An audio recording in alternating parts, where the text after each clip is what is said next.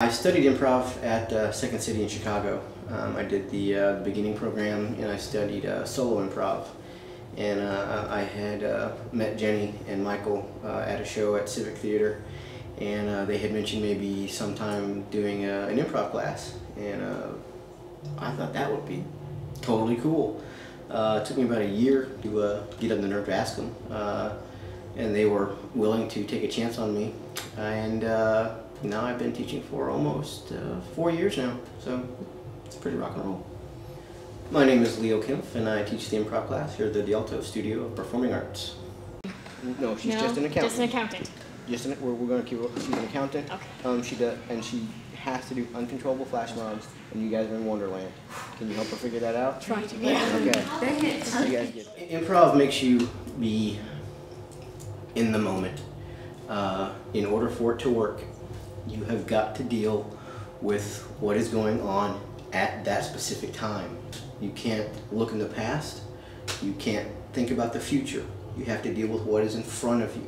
Improv gives you every tool that you need to solve any problem. There is absolutely no way to have a wrong answer. I'm a very bad test taker. That's why I like it. If you find yourself in a herd of elephants with nothing in the Sahara Desert, in improv, you can go, oh my gosh, I think I have an elephant gun in my back pocket. And voila, you have an elephant gun out of your back pocket. Well, it doesn't. Dulce taco. This doesn't look like a very good taco. Improv teaches you and forces you to be in the moment. And I'm kind of have that view on life. You have to deal with things when they happen in the moment. The past is no longer here. It's gone. I'm here now. This is what I'm doing. I have absolutely no idea what's ahead. That's the adventurous fun part. And that's the fun of improv. You don't know what's out here. The house is out of waffles. Waffle House! Yeah! So I apologize. It froze outside. I'll have to get Rudolph to heat it up with his nose. I'll be right back. I'm a huge Chaplin fan.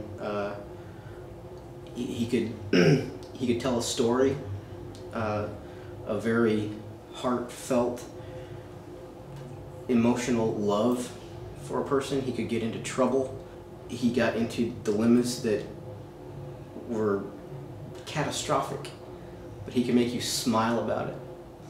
And to me, a smile is awesome. Robin Williams, the man is insane, but he's so sharp. The guys that could tell stories without words, where they made you see emotion, where you actually, you watch and you see them be happy, you see them be hurt, you see them be scared, and they never say a word. I mean, they tell you everything with a facial gesture, a body movement.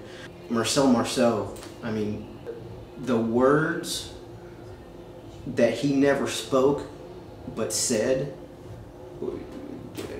boggles my mind. Improv is not chaos, and yet it is. There are rules to improv. Yes and being the very fundamental cornerstone of what it is. You have to listen to your scene partner or partners and agree with and add to whatever they say. In a scene, if you say no, you just stopped it. Theoretically, with yes and, it goes on forever. Pizza, yes and root beer, yes and a movie, yes and a walk in the park, yes and a carriage ride, yes and let's look at the stars, yes and breakfast tomorrow, yes and a movie, yes and play guitar, yes and let's thumb wrestle. It's endless. You eat taco, or I throw taco. There's hair in this, and something else. I don't think tacos are supposed to have butter in them.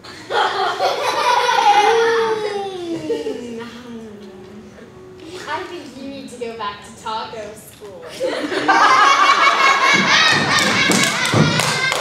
I bad at making tacos? Yeah. It's not about being crazy. It's not about being funny. Jokes are your enemy. If you end it with a punchline, you've ended the scene. It's about being in the moment. The parameters of the game that you are playing makes it funny. I have so many just moments where I see an aha moment in the kids' eyes where they go, you said that, and then we did that, and now it makes sense. Holy cow! That's a good feeling. And to pick just a few would be impossible because it's every class. This has to be my favorite. I don't think it was even in a scene, but one of the kids was sitting there and she said, earlier today my knee smelled like bologna. I wrote that down because that was a keeper. The class aspect is good because you're physically doing it. You can read about improv, you can find games on the internet, but until you work with a troupe and a group of people that you start to trust, you don't understand and actually get to experience the joy of what improv is. Improv is a family. Improv is not the spotlight on you in any way, shape, or form. Improv is about giving to your partner, making your partner look good. Again, it goes back to yes and.